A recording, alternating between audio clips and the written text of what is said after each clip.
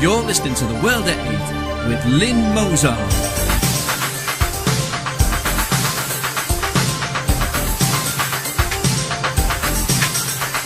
The World at 8, the number one in nationalist news.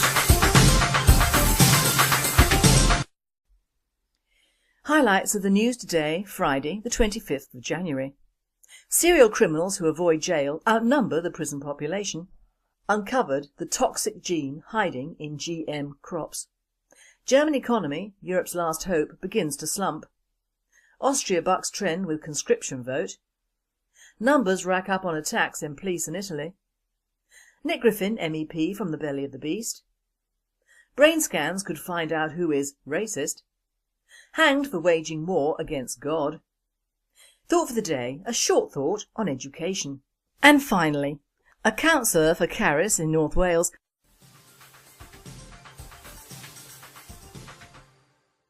UK news. Serial criminals who avoid jail outnumber the prison population. More than 90,000 burglars, muggers and other serious criminals with 10 or more convictions escaped with a slap on the wrist when they committed another offence last year. Incredibly, the number of serial lawbreakers who avoided a jail sentence in this way is greater than the 83,000 inmates currently behind bars. The hardened criminals instead received fines, community service or a fully suspended sentence for crimes such as violence against the person, theft and sexual offences. The analysis was produced by the newly established Centre for Crime Prevention. Peter Cuthbertson, the think tank's chief executive, said, "These figures show the appalling failure of soft sentencing." Uncovered the toxic gene hiding in GM crops. Revelation throws new doubt over safety of foods. A virus gene that could be poisonous to humans has been missed when GM food crops have been assessed for safety. GM crops such as corn and soya, which are being grown around the world for both human and farm animal consumption, include the gene. A new study by the EU's official food watchdog, the European Food Safety Authorities, has revealed that the international approval process for GM crops failed to identify the gene. As a result, watchdogs have not investigated its impact on human health and the plants themselves when assessing whether they were safe. The findings are particularly powerful because the work was carried out by an independent expert rather than GM critics.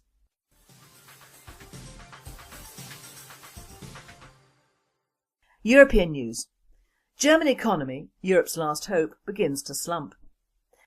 Despite a drumbeat of optimistic forecasts from economists and upbeat statements from various European leaders, the actual news on the economy continues to be grim, with figures released Tuesday showing that Germany, the contingent's flagship economy, contracted by about 0.5% in the final months of last year. Combined with a flurry of disappointing results in other major economies, the stumble raised questions about Europe's ability to escape recession. Portugal's central bank cut its economic forecast for the year on Tuesday, saying its economy will contract more steeply than expected. France said it was likely to miss its targets for narrowing the budget deficit, raising the prospects of deeper spending cuts and additional taxes. Last month, Britain said its austerity budgets would extend 3 extra years to 2018 because of weaker than expected growth. Austria bucks trend with conscription vote. In a national referendum, Austrians have voted to keep military conscription, bucking the trend towards professional armies in the rest of Western Europe. In a referendum on Sunday, nearly 60% of Austrians voted to maintain the status quo, where men have to serve in the army for 6 months or in the civilian service for 9 months when they reach the age of 18. Some 22,000 young men are currently drafted into the military in this way every year. This result makes Austria one of only a handful of European countries to maintain conscription. Most Western European nations scrapped compulsory military service in the last 2 decades, including France in 1996, Spain in 2001 and Germany in 2011. The United Kingdom abolished military service back in 1960. Military service is still compulsory in 5 other European countries: Denmark, Finland, Greece, Cyprus and Estonia. Italian police attacked 2,290 times in 2012. Police officers in Italy experienced 2,290 attacks in 2012, the Traffic Police Association said on Friday. The figure was 2.7% more than in 2011 and refers to attacks perpetrated against street police and other law officers. In 22.6% of cases the attack involved the use of a weapon, and in 35% of cases perpetrators were under the influence of alcohol or drugs, according to the association that has monitored the phenomenon of violence directed at the police for the last decade. In 43.9% of the cases the attack was perpetrated by non-Italian aggressors drunk or high 35% of the time. A gang of immigrants who appeared to be Arabs were roaming the streets of Eindhoven in the Netherlands looking for people to beat up. They came upon a Dutchman and proceeded to beat him viciously. A video of the incident was leaked and uploaded to the internet, and a massive backlash ensued in the social media. Now the police have ordered the video removed from all news sites and all required that the faces of the perpetrators be blurred. Two of the youths, who are from Belgium, are said to have given themselves up to the police.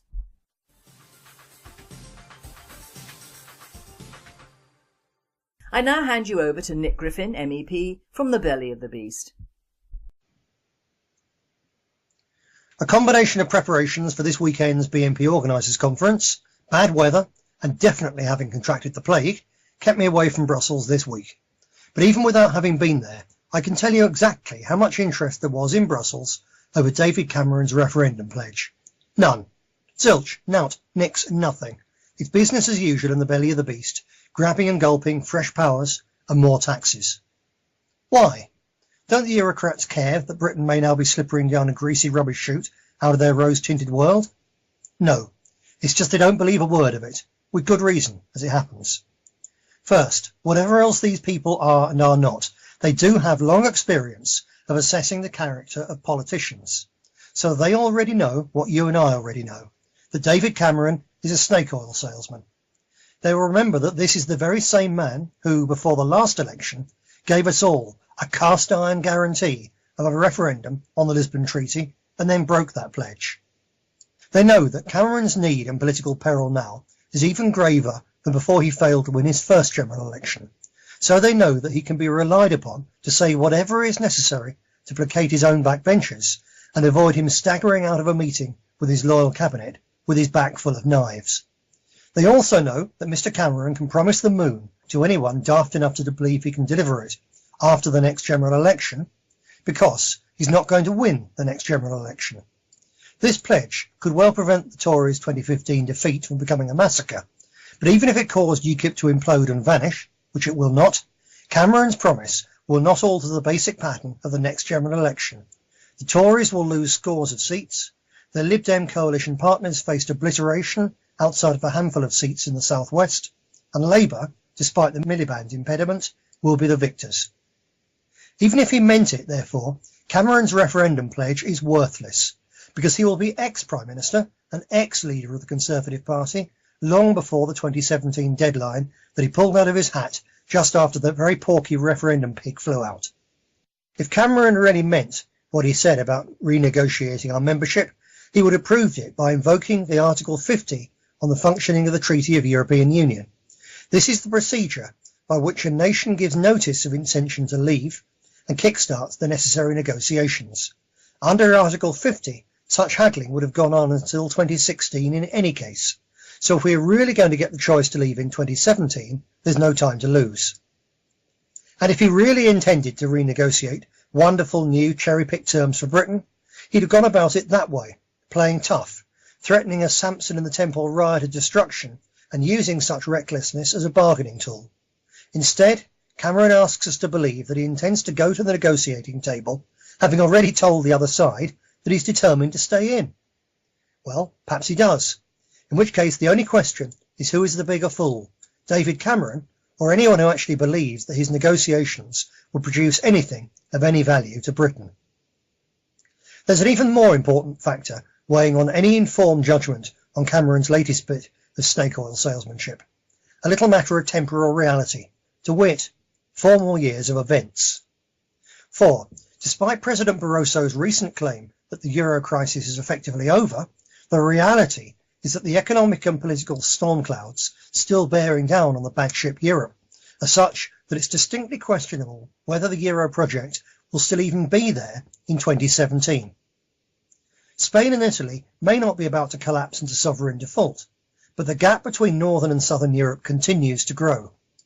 A fascinating study by Professor Paolo Manasse of Bologna University, entitled Eurozone Crisis, It Ain't Over Yet, has just highlighted some of the key problems. The divergence of GDP between Germany and Italy since 2006 is now a whopping 14% and growing faster than ever.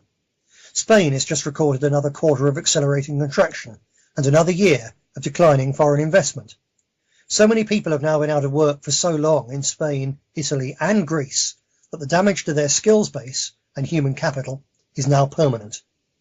Perhaps most telling of all are the shocking jumps of debt to GDP ratios of the last year, as misguided austerity measures have starved the basket case countries of money. Ireland's debt ratio mountain grew 13%, Spain's 10.7%, Portugal's 9.9%, and Italy's 7.4%. So, despite, or rather because of, all the cuts and all the pain, those countries are now even more in debt than they were before they started to take their austerity medicine. All of which would be bad enough in a dictatorship. But fortunately, those countries are not dictatorships. They're democracies. Flawed democracies, of course, but still places where individual politicians and parties have an unavoidable rendezvous with the voters. Most of them, it must be noted, well before 2017. So how many of today's ruling politicians and parties will still be there by then?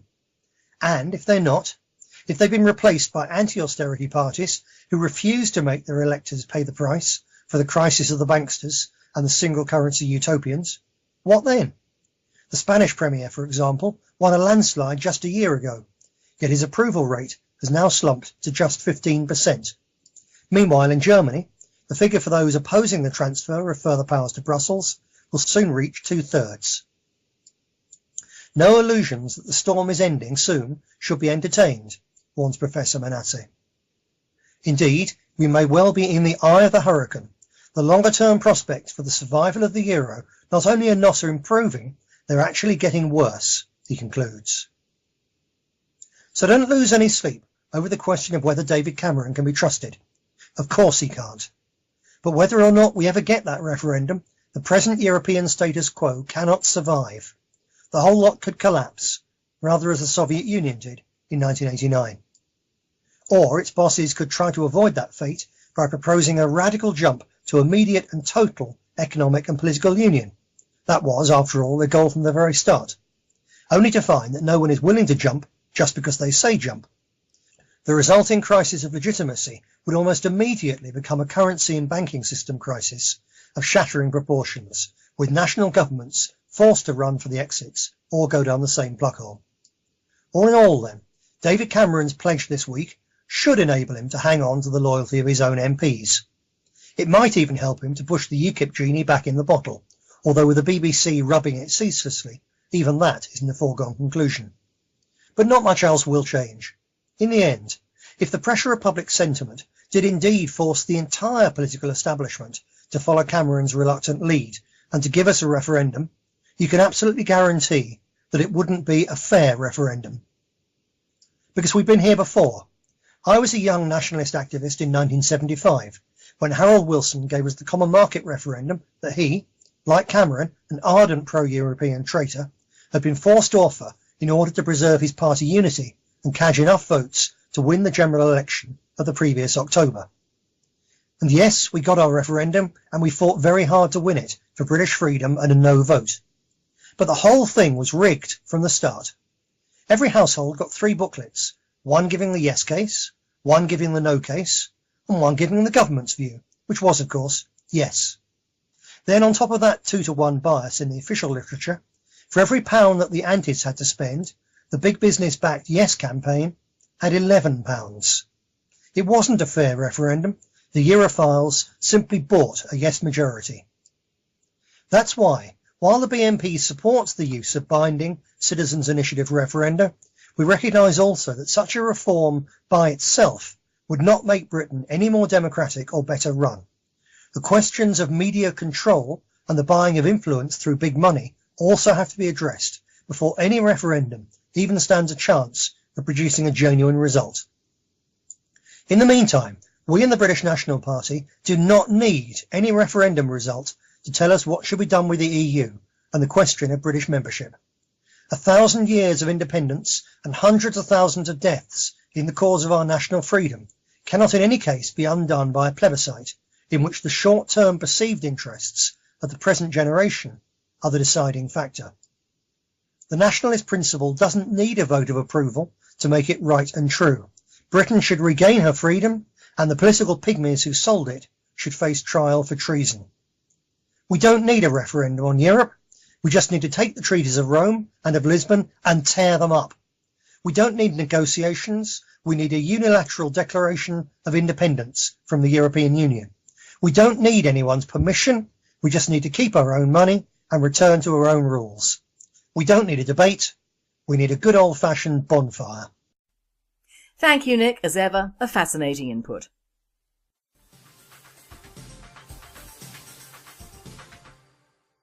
World News. How scientists could use brain scans to detect whether you are a racist.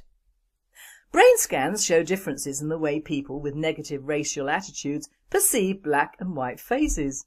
Brain scans could soon be used to detect whether or not people are racist, scientists say. Researchers found that brain scans were able to pick up on the differences on the way that people with implicit negative racial attitudes viewed black and white faces. Racial stereotypes are previously shown to have subtle and unintended consequences on how we treat members of different race groups. But the new research published in Psychological Science, a journal for the Association of Psychological Science, shows race biases also increase differences in the brain's representations of faces. Psychologists Tobias Brosch of the University of Geneva in Switzerland and Ail Bar David and Elizabeth Phelps of New York University examined activity in the brain while participants looked at pictures of white and black faces. World Date reporter states, they really don't need that, do they? Hanged for waging war against God. Iran publicly executes 2 men after they posted a YouTube clip of themselves committing an armed robbery, which ended up on Iranian state television. It showed 4 masked men on motorbikes approaching their victim before assaulting him with a machete and taking his bag and jacket. Ali Reza Mahaifa, 23, and Mohammed Ali Savari, 20, were executed in Tehran, and although the deaths of Mahaifa and Savari had all the accoutrements of the 21st century, the essence of their executions was medieval. The pair, executed for robbery, were paraded before a baying crowd of 300 people in a public park at the centre of the Iranian capital. Then the pair were raised up by 2 extending cranes to a height of around 15 feet. They were dead within seconds. They were tried through YouTube and hanged by remote control as hundreds captured their agonising last moments on mobile phones. The 2 accomplices were sentenced to 10 years in prison and 74 lashes. A World Date reporter comments, the mind boggles, why did they take pictures of themselves doing the crime? They live in a society that kills at a whim. They must have been slightly challenged, one really has to think.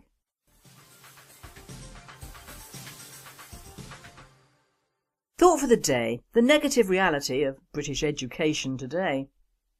Now, I'm not a qualified teacher, but I did teach for 6 months at a time in 2 schools, one at a private school and the other a very good village comp.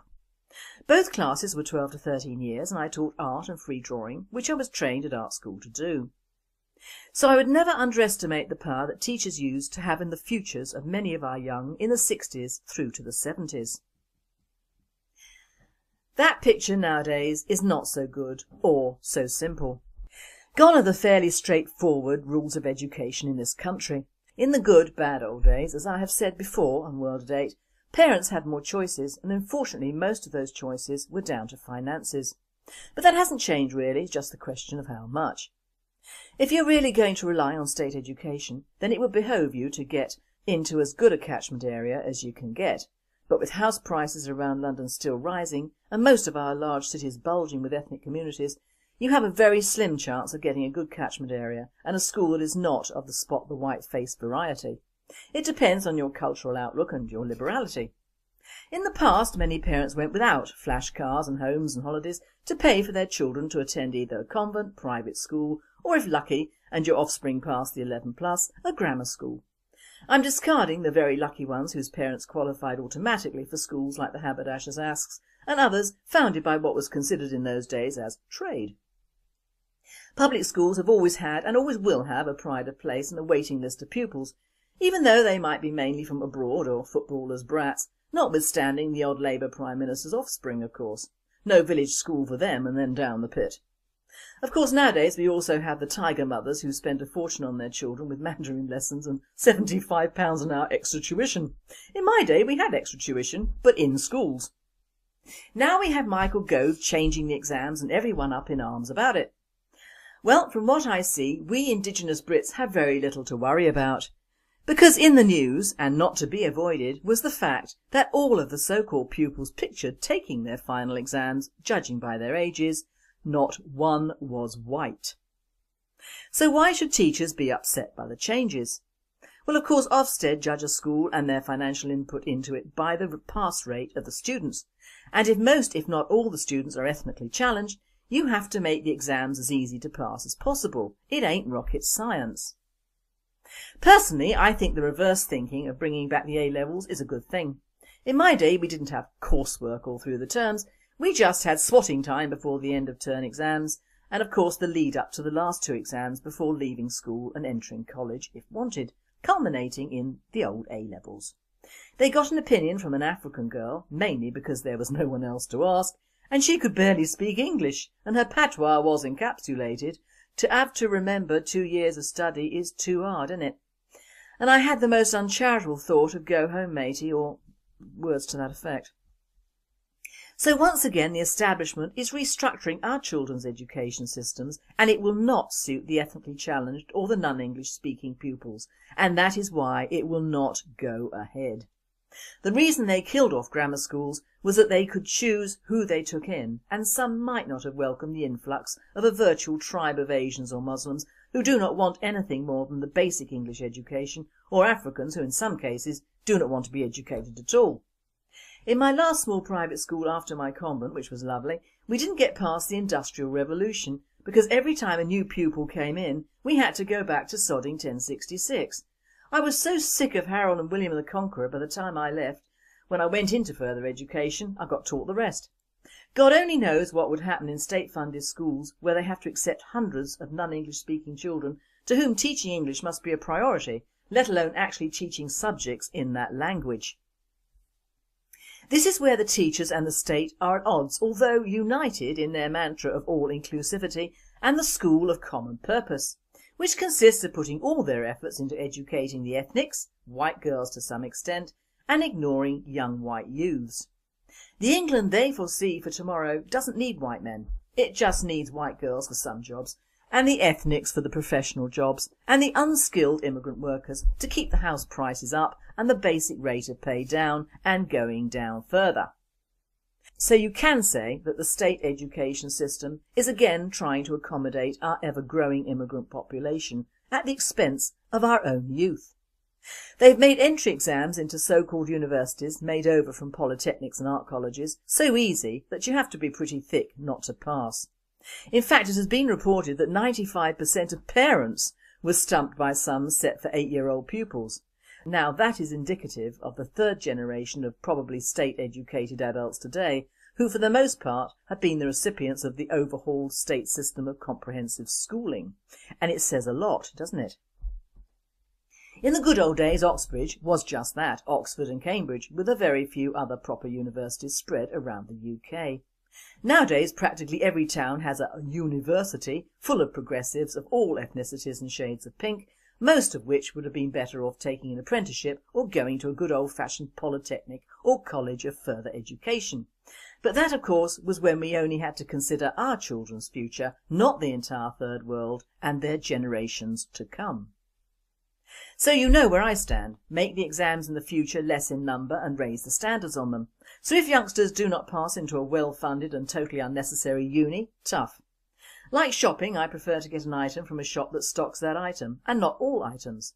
Take away uni status from frankly undeserving colleges, who only exist because of the foreign students anyway, turn them back into technical colleges for a new manufacturing base in this country, and restart medical facilities for just medical students, farming colleges for farmers, and start looking after our own children's futures. Build up a knowledge base for our youngsters and sod the rest. If they do not have all the advantages they have now, it might discourage a good few from coming over here in the first place and being a drain on our society, country and culture. We are the only country in the world that lies on its back with its paws in the air whilst facing huge changes and challenges which affect all of us and our children in the future, and which need not be changed for Johnny Foreigner. Most of our immigrants come from countries that take our foreign aid, so let them build their schools over there, not redraw ours to accommodate them. Surely we cannot go on being so stupid for so long. And finally, a councillor for Camerons in North Wales woke up to find someone had spray painted an 8-foot drawing of a penis on the side of his house. The Flintshire police had been called in to investigate the obscenity on Councillor Jim Falshaw's abode. He commented that he is disgusted and said it has never happened before. The image was painted at night time right underneath his bedroom window, and the neighbour's car had a large set of breasts spray painted on the windscreen in orange paint. Apparently it is said that his neighbours in the village saw nothing, but the local police are looking closely into these drawings. This presenter says, "I wonder what the underlying message is to this man." You've been listening to The World at 8. I'm Lynn Mozart, and I and the team at World at 8 and Radio Britain wish you all a very happy and safe weekend. Health and the plants themselves when assessing whether they were safe. The findings are particularly powerful because the work was carried out by an independent expert rather than GM critics.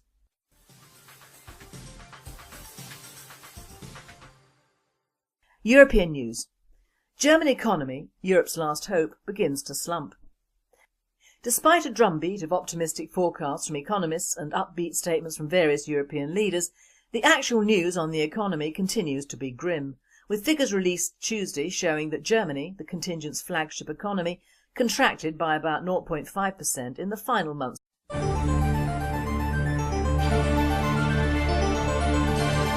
You're listening to The World at 8 with Lynn Mozart.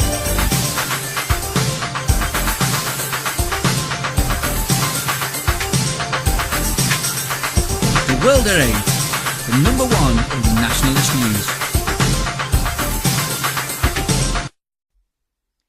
Highlights of the news today, Friday the 25th of January. Serial criminals who avoid jail outnumber the prison population. Uncovered the toxic gene hiding in GM crops. German economy, Europe's last hope, begins to slump. Austria bucks trend with conscription vote. Numbers rack up on attacks in police in Italy. Nick Griffin MEP from the belly of the beast. Brain scans could find out who is racist. Hanged for waging war against God. Thought for the day, a short thought on education. And finally, a councillor for Camerons in North Wales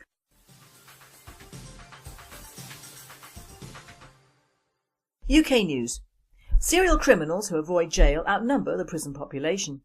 More than 90,000 burglars, muggers and other serious criminals with 10 or more convictions escaped with a slap on the wrist when they committed another offence last year. Incredibly, the number of serial lawbreakers who avoided a jail sentence in this way is greater than the 83,000 inmates currently behind bars.